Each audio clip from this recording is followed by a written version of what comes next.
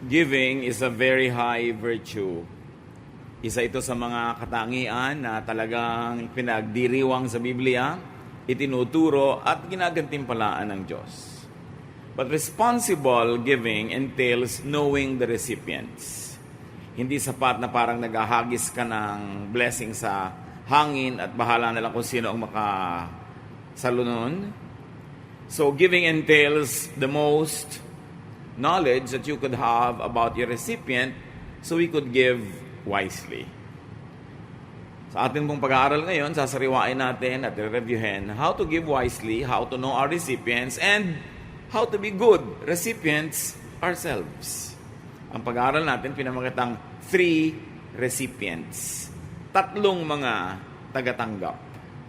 Salamat, Panginoon, sa kalusugan na aming katawan, sa kakayanan na magtipon-tipon para kayo sambahin. Salamat sa laya na ibigay niyo sa amin para mabigyan namin ng pansin ang pagtitipon-tipon ngayon.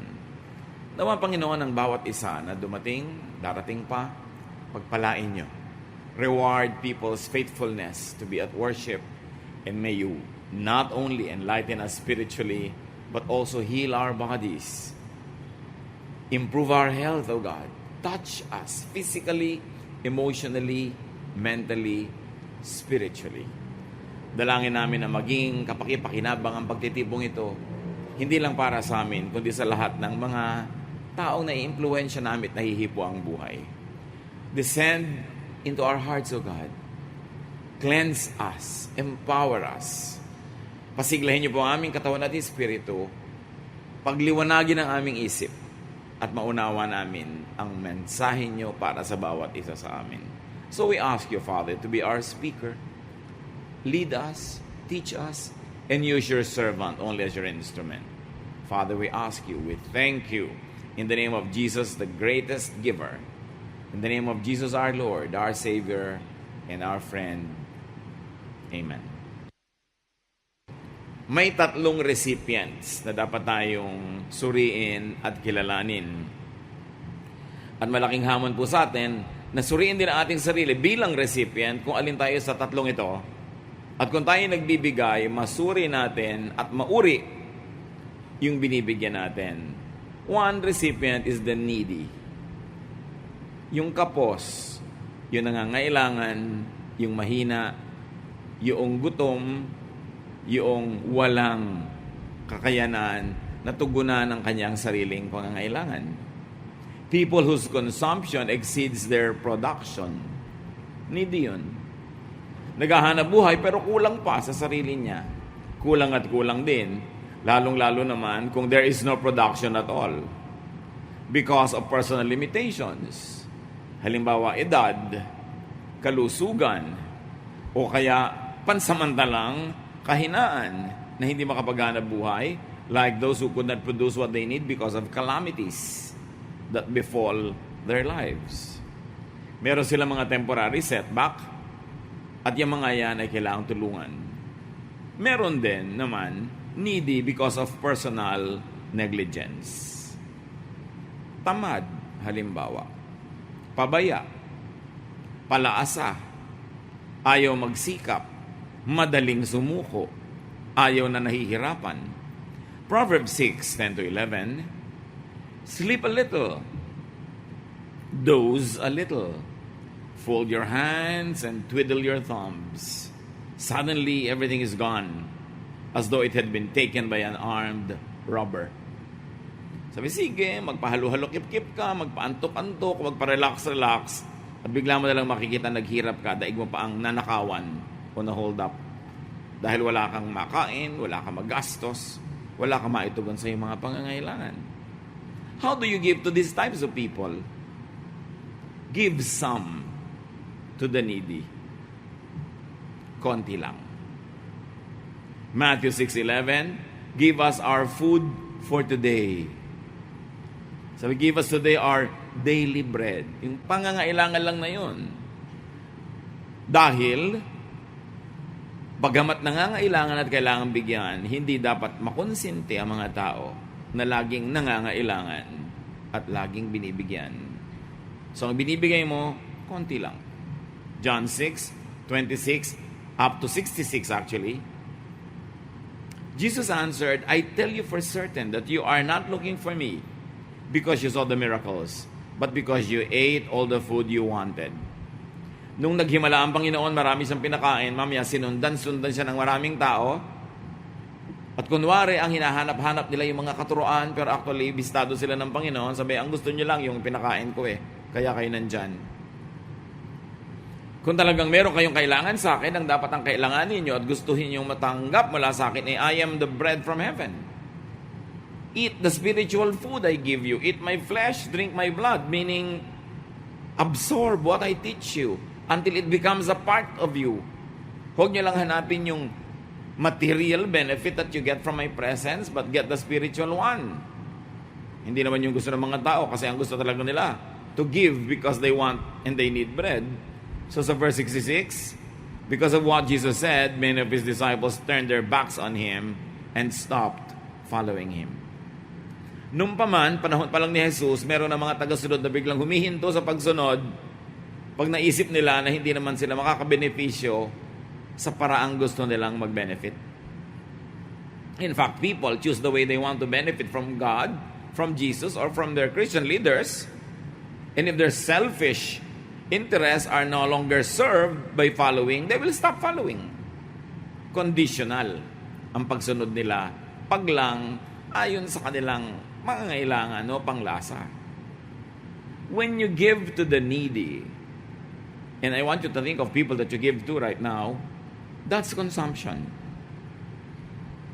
He will consume it all for himself. So sabi nga natin, konti lang, uubusin lang niya yan. All throughout the Bible, we see teachings that encourage production, not just consumption. That we must produce excess wealth, that we should produce more than what we need. So hindi mo inuubos sa kabibigay sa mga taong walang gagawin, kundi kainin lang ang ibinibigay mo. Mapupunta lang yan sa immediate need nila. No? Giving too much might encourage mendicancy, dependence, sloth. People become overly dependent and lazy because hindi mo naman titiisin Kaya maraming mga batugan sa Pilipinas kasi hindi natin tinitiis. Hindi tinitikis. Alam niya, hindi siya matitikis ni ate. Hindi matitikis ni nanay, so hindi bali ng walang hanap buhay pero inom pa ng inom ng beer. Wala namang hanap buhay, biglang may aanak ang kung sino, magkakaanak ngayon, wala namang pambili ng gatas, hindi naman matitiis ni kuya. Nagiging mga consentidor tayo. Give to the needy. That's charity. Only case to case. And not beyond reasonable circumstances that you're already creating a culture of mendicancy. A culture of dependence. And we create leeches. Mga linta na walang iniisip kundi kaninong dugo ang masisipsip ngayong araw na ito. Mga gusto maglasing ng didilihensya ng pambili ng alak nila. So, this is one group. Ihiwalay natin yung talagang needy because of their age, too young or too old, or because of their health, or because of the circumstances that prevent them from being fruitful, though they want to be fruitful. Iba yun. We give to them. Because those people, hindi mo bibigyan yun forever. Makaka-recover yun dahil masipag, maghahanap buhay yun. Pero pag sinanay mong bigyan yung mga palaasa, buong buhay, kumuha ka ng talagang ipaghahanap buhay. Hindi ka makakatakas dyan. Pag sinimulan mo, magagawa mo yun, pero puputulin mo ang relasyon, makikipagkasira ka, at ang ending nun, galit siya sa'yo at masama ka. You also give to the number 2 type of recipients, the deserving. Those who earned what they will receive. That is called wage, sweldo, sahod.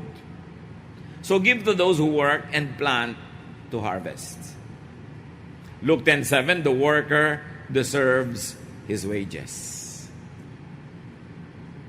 Hindi yung may kumpanya ka, may mga kamag-anak ka sa kumpanya, mas malalaki yung sweldo nila kahit wala silang ginagawa, kesa doon sa ibang ang daming trabaho pero hindi mo kasi kamag-anak. Hindi naman charity yung kumpanya mo eh. Production yon. So you should reward those who produce and punish those who don't. Siyempre, nakakasira ng moral ng mga manggagawa yan kung merong sumusweldo ng laki-laki, hindi naman niya deserved. So, hindi dapat yun ginagawa ng mga anak ng Diyos. Galatians 6:7, you will harvest what you plant. The people of God must make that happen. When you have the power, when you have the influence, and people are working under your authority, you must make them harvest what they plant. Reward them if they are working well. Because people plant expecting to harvest. People do work expecting to be paid. And they do extra work expecting to be paid extra. Dapat hindi natin tinitiway-tiway yung mga nagsisilbi ng higit sa pangangailangan. Dapat may reward yun.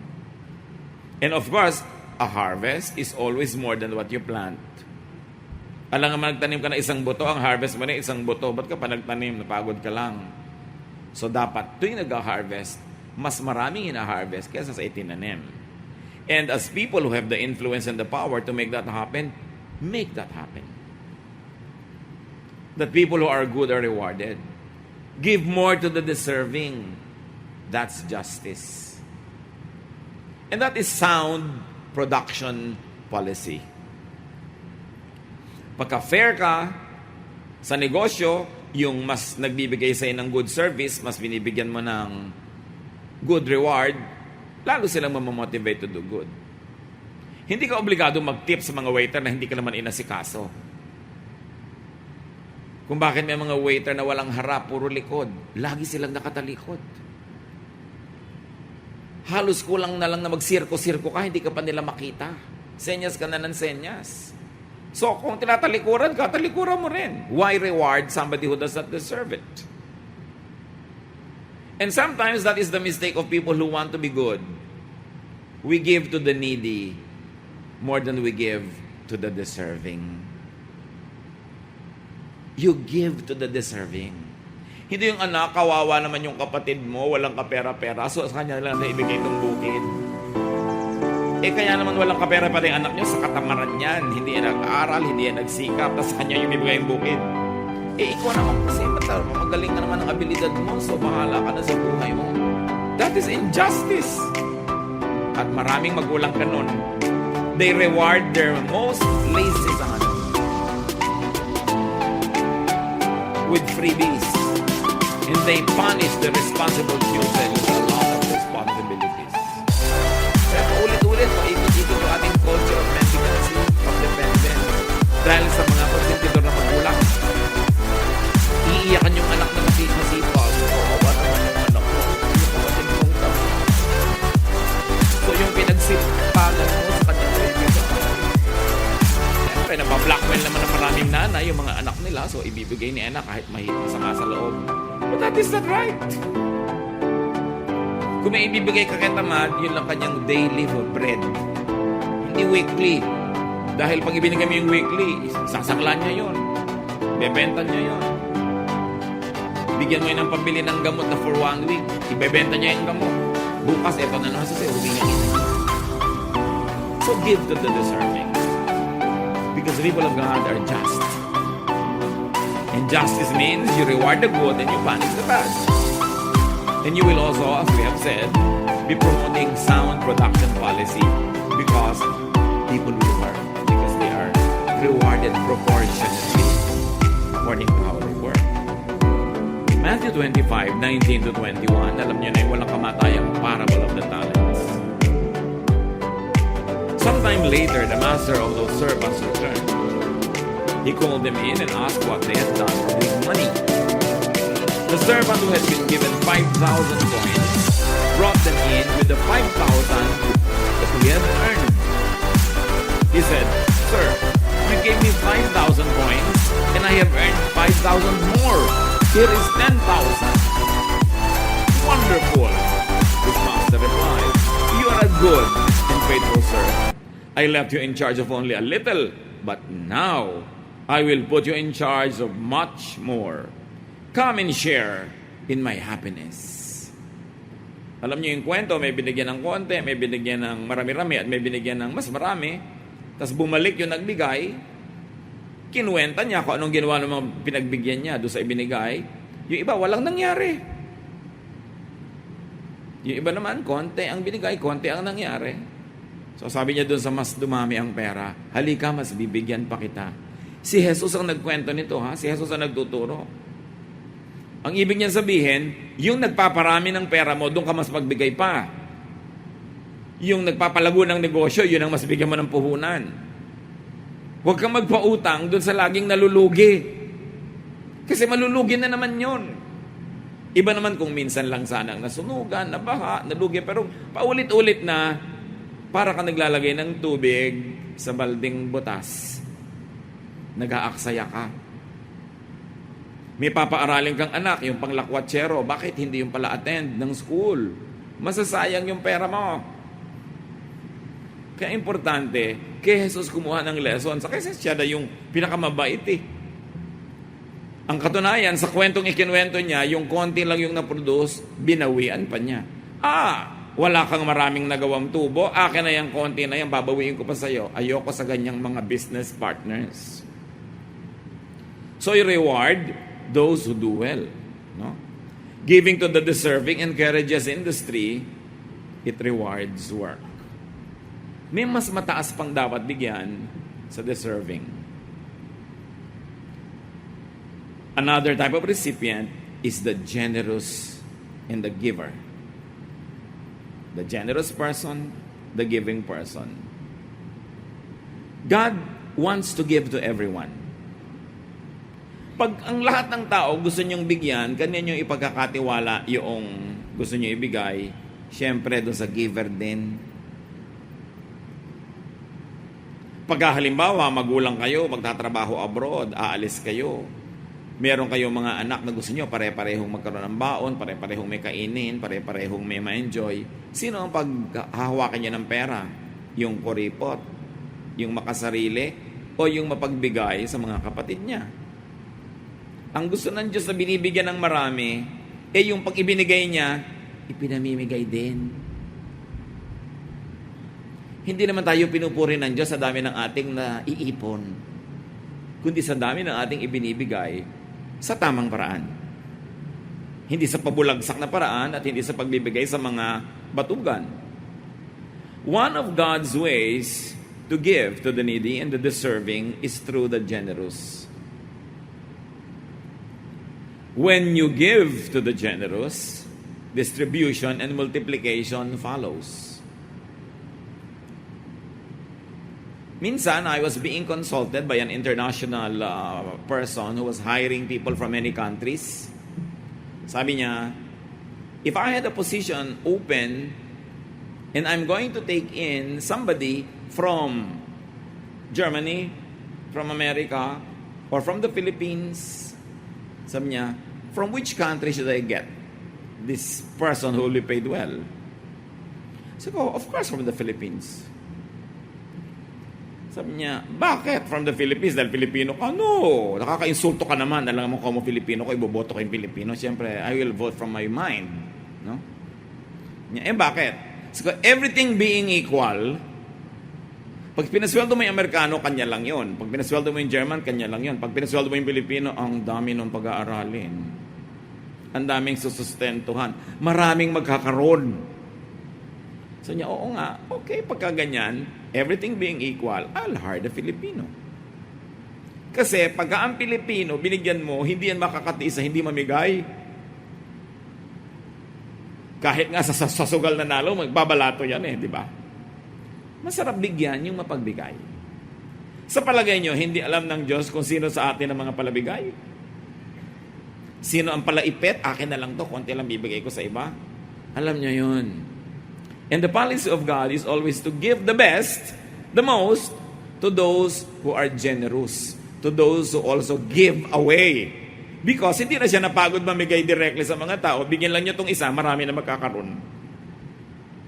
The generous share the blessings with the deserving and the needy, and with many more. Yung mga generous na tao, magandang distribution center. Pag sila binigyan mo, magti-trickle down to many people yung binibigay mo. Kaya yung mga tao who are generous with their talents, yung talent nila, sineshare nila sa kapwa, pinapakinabangan. Yung husay nila, training nila, education nila, pinapakinabangan ng marami. Yun ang dapat natin talagang suportahan. Kasi pag sila ang sinuportahan mo, ang daming nakikinabang sa kanila. Pero susuportahan mo lang yung hindi naman generous, hindi palabigay, hindi pinapakinabangan ng marami, para ka lang nagsayang ng mga resources. Walang maraming nakinabang. Tingnan nyo, the rich Shunammite woman in the Old Testament gives the prophet meals and lodging. Talagang lalo siyang pinayaman ng Diyos. Sabi niya, nakikita ko yung propeta na yan, lagi nandito, pakanin nga natin, ipagpagawa natin ng kwarto dito para pag nandito sa ating bayan, diyan siya matulog. Generous. Hindi nagkaanak yung babaeng yun kasi siya ay baog, no? Pero binayayaan siya ng Diyos na magkaanak dahil generous siya. Masarap kasing bigyan yung mapagbigay din. Si Cornelius, the Roman officer, in the book of Acts, palabigay sa mahihirap. At kinilala ng Panginoon yung pagiging palabigay niya. Inutusan si Pedro na pumunta kay Cornelius para turuan directly ng salvation. Si Cornelius. Kasi palabigay.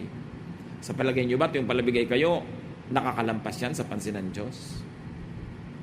At sa palagay niyo kaya kung makunat kayo, hindi rin niya napapansin ng Diyos.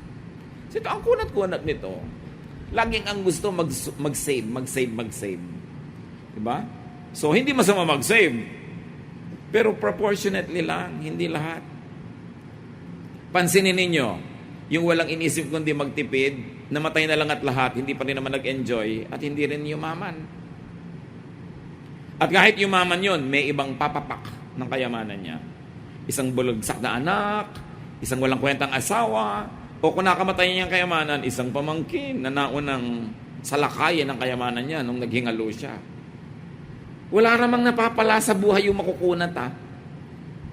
Puro pagtitiis, pagtitipid, kwenta ng kwenta, at mamamatay din lang yon tulad nung magastos.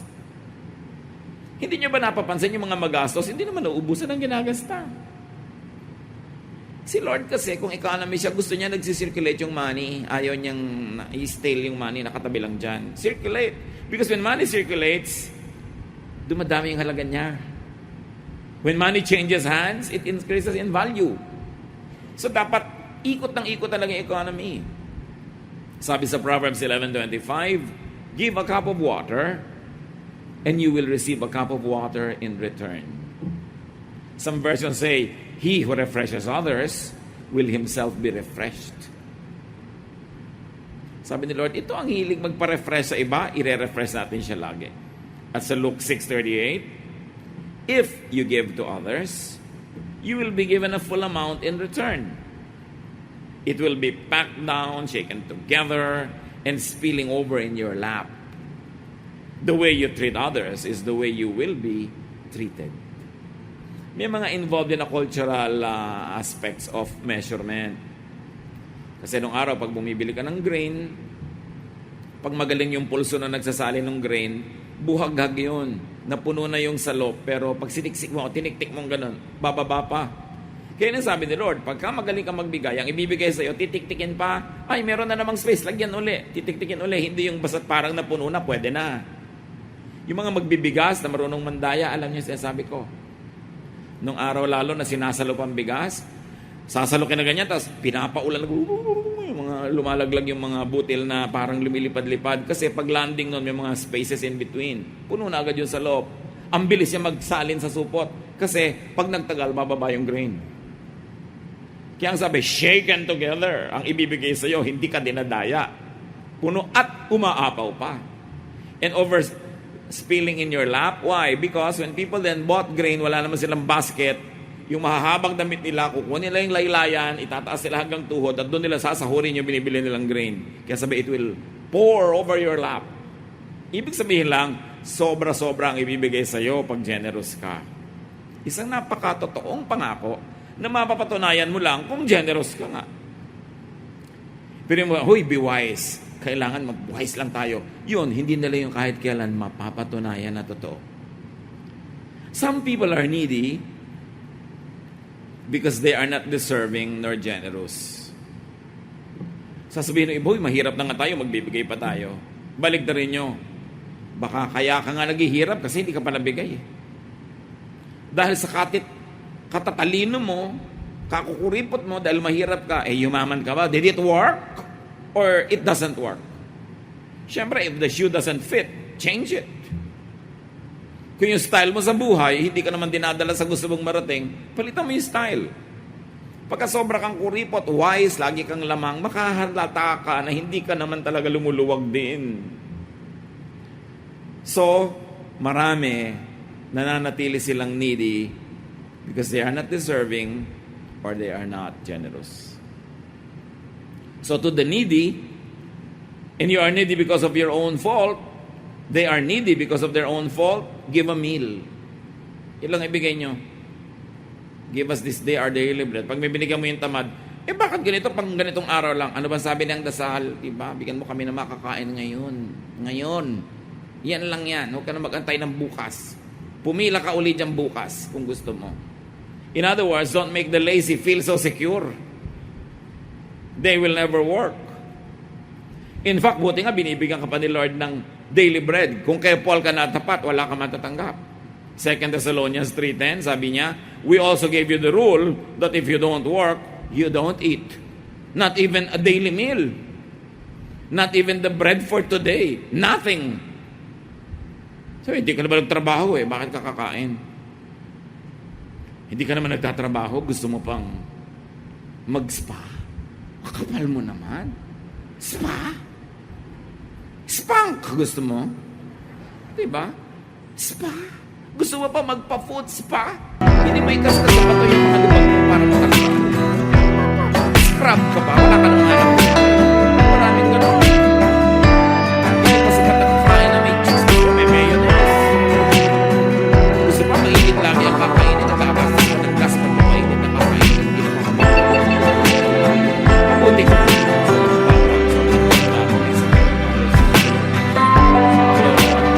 Binayo siya ng individuo na hindi naman lapit.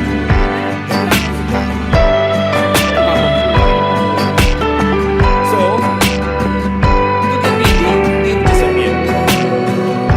To the deserving, give a feast.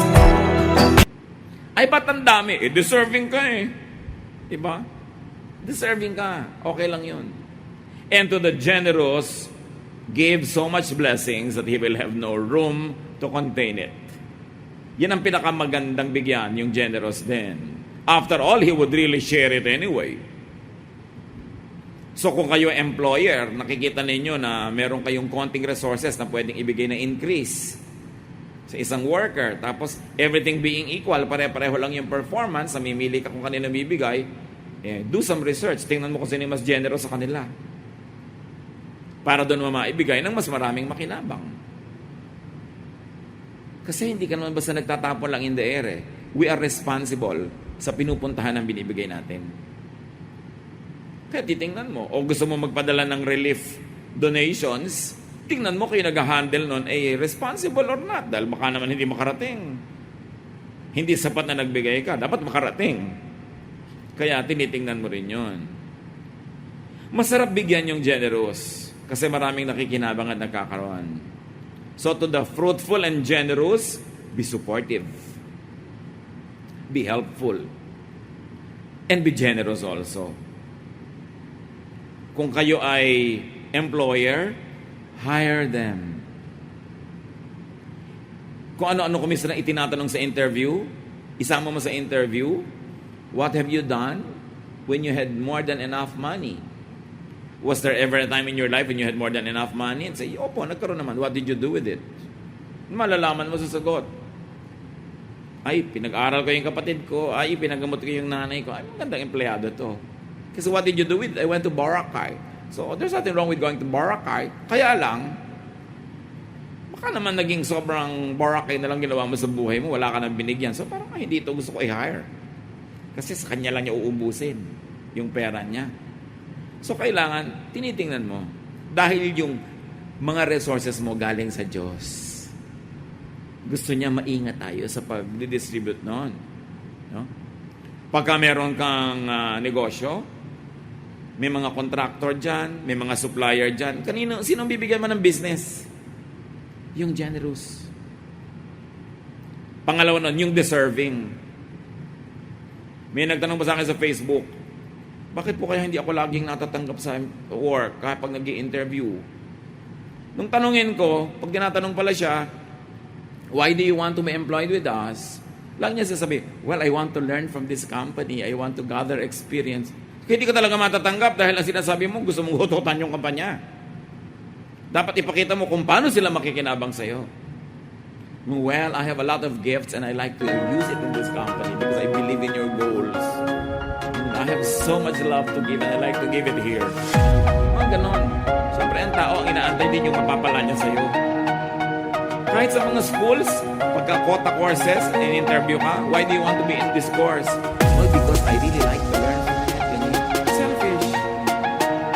You might want to say, because I have so much inborn talent that is suited to this course, so I will learn from it, but I will also akala man na hindi ka mga tip kung paano ng bola. No. What we're saying is, kung kayo yung nag-i-interview, suriin nyo yung mentality. Ikaw, executive ka, namimili pa ng supplier ng tubo sa construction. Maraming supplier. Sinong bibigyan mo? Bigyan mo yung mga anak ng Diyos. Unahin mo yun.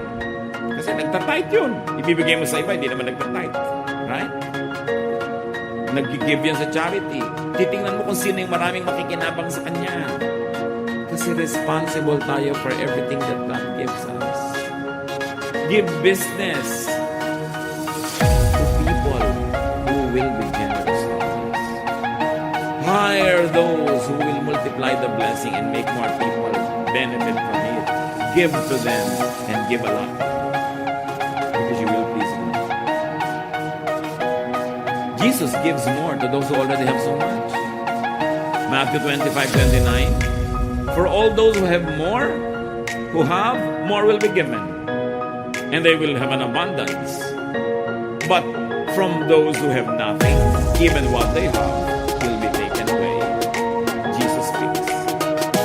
Ibig sabihin, huwag mong konsintihin yung hindi nagpuproduce. Yung konti sa kanya, bawiin mo pa. Sayang mo yun. Do not waste precious resources on dole-outs in support of the unfruitful and the wasteful. At kung tayo naman yung tagatanggap, isipin natin mga kapatid, deserve before you desire. Hingi ka ng hingi, deserving ka ba? Kailangan, both sides, tinalagay natin ating sarili. Giving is high religion. Giving must be done with a lot of wisdom and care because we are stewards of God's resources. Ama namin, salamat sa iyong mga paalala. Kuminsan, hindi sang-ayon yung mga emotion namin sa ganito mga policies. Teach us to conform with your wisdom. Turuan mo maging responsable kami na taga-bigay, taga-distribute, at taga-tanggap. Na kung kami ang tumatanggap, makinabang din yung nagbibigay sa amin. Huwag namin limutin. Sulitin namin ang aming mga tinatanggap na sweldo. Talagang ipaglingkod namin. Kung makakuha kami ng kontrata o negosyo, sulitin namin with good service. Turuan mo kami, Lord, to be godly participants in your economy. Pagbulay-bulayan natin, mga kapatid, kung ano pa ang mga personal na application ng mga karunungang ito.